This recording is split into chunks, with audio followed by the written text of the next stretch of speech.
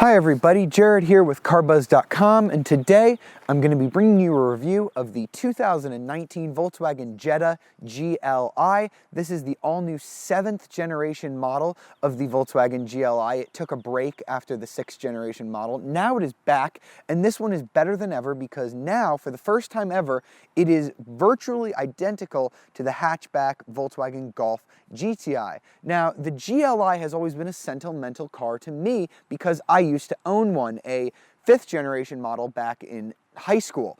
And the only thing I have left of that car is this little GLI badge. Unfortunately, the car got in an accident and I no longer have it. But it was one of my favorite cars that I ever owned, and it was red just like this one. So I'm really happy to be driving this GLI. It is back and hopefully better than the one that I owned. We're gonna go ahead and get it out on the road. This red one here that we're driving is a manual. Volkswagen has fought long and hard to ensure that the manual stays alive at their headquarters. So let's go ahead and hop in this manual one and see what it drives like.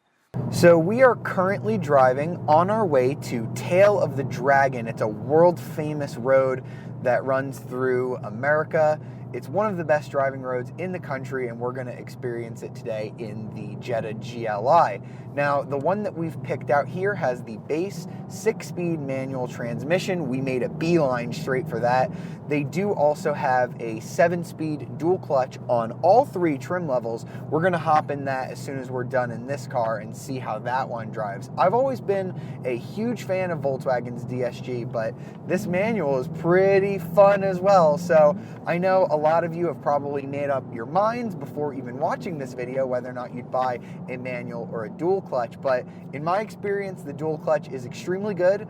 If you're going to tune it, it's probably the one you want because it can actually take more power than these manuals historically.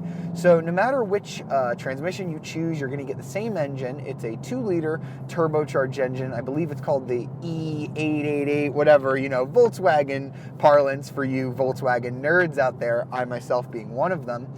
That engine produces the same amount of power and torque that it does in the GTI. This is a first for the GLI. So you're going to get 228 horsepower and 258 foot-pounds of torque, all going out to the front wheels, which, you know, some people are like, oh, it's front-wheel drive. Why don't they make a Jetta R with all-wheel drive? Trust me, front-wheel drive, this is the best front-wheel drive platform I think there has ever been. Volkswagen has its VAQ electronic differential up front. The thing basically erases understeer and torque steer. So you drop it down a couple gears and you pull, even from a hard launch, this thing is just controlled and planted, and it doesn't feel like the front wheel is trying to rip itself off. So we do have a couple of drive modes to fiddle around here. I've been driving in sport mode. It also has an eco mode, so I just put it in that. It's telling me what gear I'm in on this little helper screen, telling me when to shift to be more economical. All GLIs, no matter if you get the manual or dual clutch, are going to get the same fuel economy, 25 mpg in the city, 32 on the highway, 28 combined. Pretty darn good when you're talking about a 228 horsepower little sports car like this, but we're not here to drive in eco mode today, so let's go ahead and put it in sport.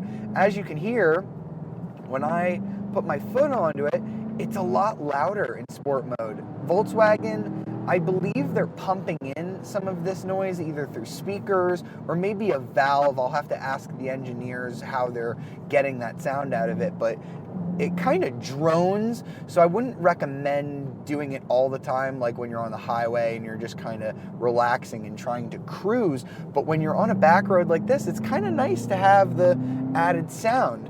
I drive a Fiesta ST, and they do the same thing Ford does with a little tube connected from the intake into the cabin. So some people don't like the fact that these modern cars have ways to pump in sound. They wish they were just loud. You can put a factory exhaust aftermarket on this car to make it louder if you so choose, but I think this solution from the factory is pretty cool. I actually enjoy having the sound pumped in. The steering is great, as you'd expect, just like a GTI, very light. Sport mode seems to change the ratios up a little bit and make it a little tighter, but it's not super noticeable. You take it around a bend and the GLI just feels incredibly planted, just like a GTI would. you're really not going to get this much inspired confidence in a lot of other front-wheel drive cars. This is just top of the class in terms of handling. And since this is a little bit longer than a Golf GTI, it's going to ride a little bit more smoothly as well. This thing is darn comfortable even over rough pavement, and it doesn't seem to have compromised its sportiness at all. If you go for the 35th anniversary edition, that's the middle trim, you're going to get Volkswagen's DCC. That's the dynamic chassis and damper system. I'm going to test that out later today, and we're going to see how that one rides, because Volkswagen's engineers promised me that it is both more comfortable and sportier depending on what mode you're in. So manual transmission fans, you're going to be happy to know that this car still includes it on all trim levels as standard, and I think it's a great option. But let's go hop in a car with the DSG. So I've just hopped out of the manual car and stepped into a DSG car. And this particular one that I'm driving is the 35th anniversary edition, celebrating the 35th year of the GLI. And the interesting thing about this trim level is that it's the only one of the three that comes with the dynamic suspension, the DCC as Volkswagen calls it. So what does that do? Basically, when you change the modes, unlike the other two trims, this is going to tighten up the suspension. I have it right now in its sport mode, so if I downshift, you can hear it. It's loud. It's definitely louder in sport mode. But does the suspension really give you that much more through the corners in terms of body roll? Well, I'm taking it through some corners now. Wow, I felt the rear get a little bit more loose than I remember it doing in the manual. I think it's a little more controlled here. I feel myself leaning a little bit less than what I did in the base car. I haven't had a chance to drive the DCC on like regular non-bendy roads like I'm doing now, but I think the ride is actually a little smoother too. So I think if you're a driving enthusiast, this 35th anniversary edition is going to be the one that you want to buy. It's the one with the cloth seats, it's a more basic radio and all of those sort of things, but that DCC is pretty darn good. Now let's talk about the difference between the DSG and the manual, because I drove the manual one up the tail of the dragon, and it's a really tight road, and I found myself kind of encumbered by the manual. I love the manual when it's on a nice sweeping corner, sort of like the ones that I'm driving now, but on the really, really tight stuff, I just found myself not that it's a bad manual, it's a great manual by all means, but I just found myself having to work so much harder for the speed, whereas in this, it's just easy. And I know a lot of you don't want to hear that, but if you have a corner like a road like this that just has these ridiculously tight bends, like I'm keeping it in second for most of these, and the DSG is just better. Like I would have just missed that shift. Like it just shifted for me so quick, back down in the second. I can focus more on my actual driving more than making sure I'm getting these gear changes right. Remember, Volkswagen's DSG is one of the best in the business. This thing is so good. It's going to be really hard for me to recommend that you buy this GLI any other way than with a DSG.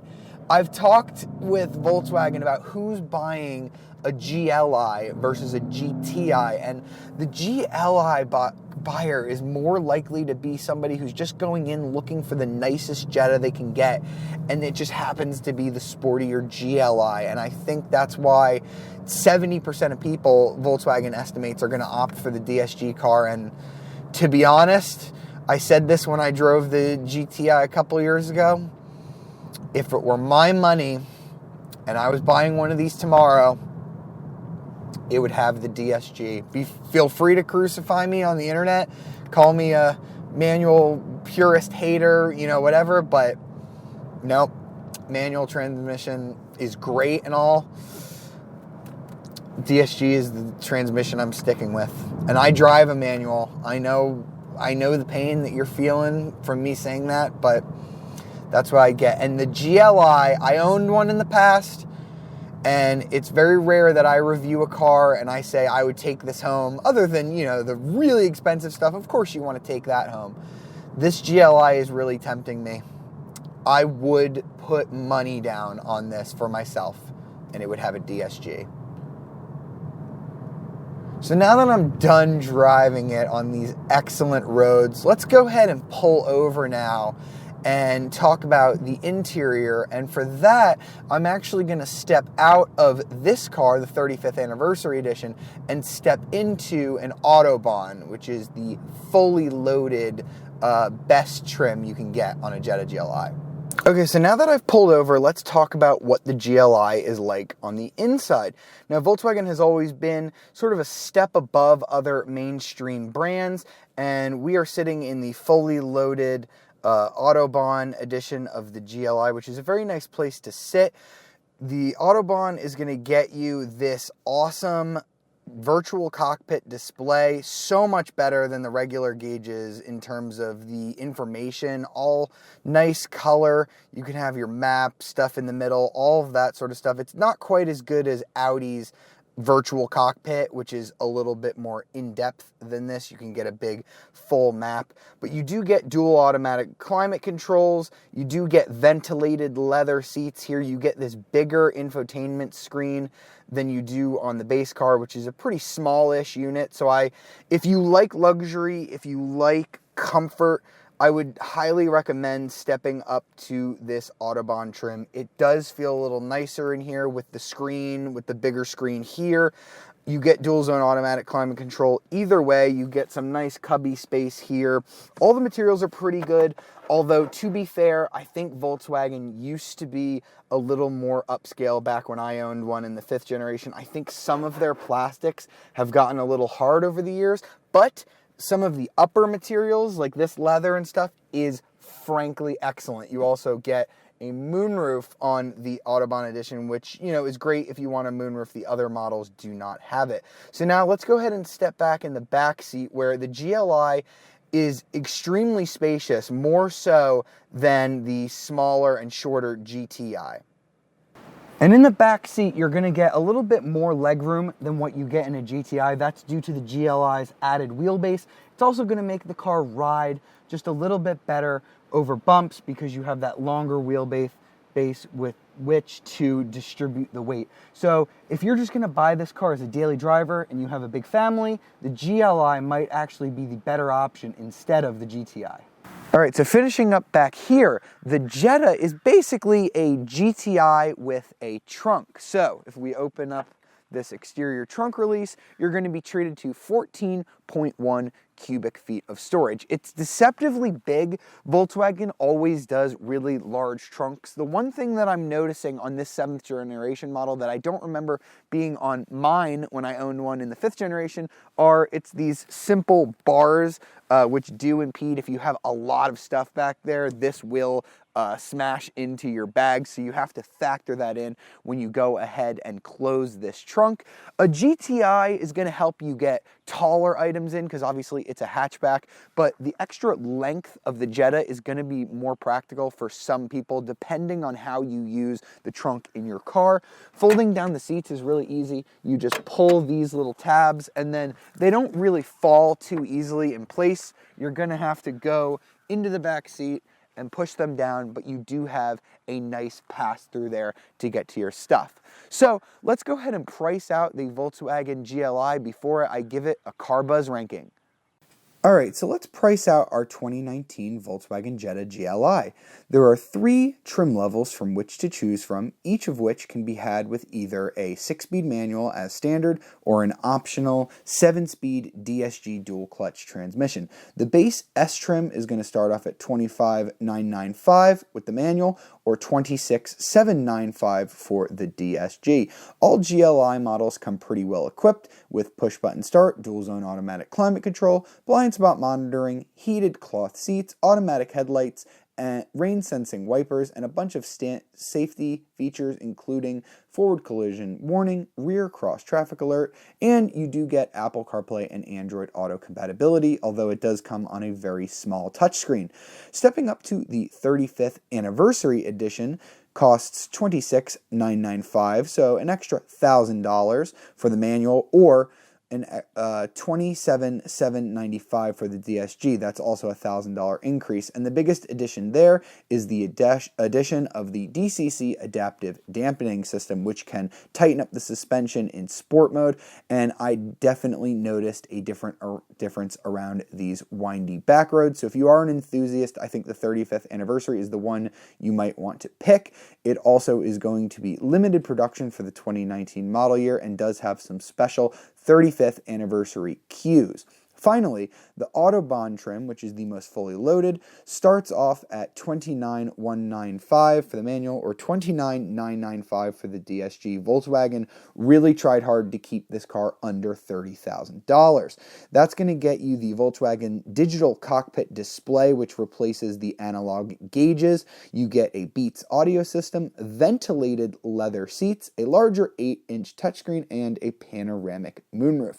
Unfortunately, features like adaptive cruise control and built-in navigation are not available on any trim level. That being said, the Jetta GLI, even at its most expensive, is about $6,000 less than the equivalent Volkswagen GTI Autobahn trim. So, summing up, the Jetta GLI is a little bit of a victim of its pricing. Volkswagen really wanted to make this car with a budget in mind. People want to spend under $30,000 on their next car, whereas a Golf GTI, people may be willing to spend a little bit more. So it feels like Volkswagen may have missed out on the opportunity to make this quite as good as a GTI, with the seats out of a regular Jetta that don't quite hold you in as well, and the lack of a couple of features that I mentioned. Still, this crucially drives exactly like a GTI, but with a longer wheelbase allowing for a softer ride. And I think most light enthusiasts who do a bit of spirited driving but aren't going to take their car to a track or autocross are absolutely going to enjoy the Jetta GLI. And I think it is still the best driving sports sedan in its segment, which is why it earns a CarBuzz ranking of must buy. And if you've liked this review and you'd like to see more, subscribe to the CarBuzz YouTube channel and be sure to hit the notification bell to be alerted of our latest videos. And download our apps on iOS and Android to keep up with the latest and greatest in automotive news and to see more reviews just like this one. Hope you've enjoyed the video. See you next time.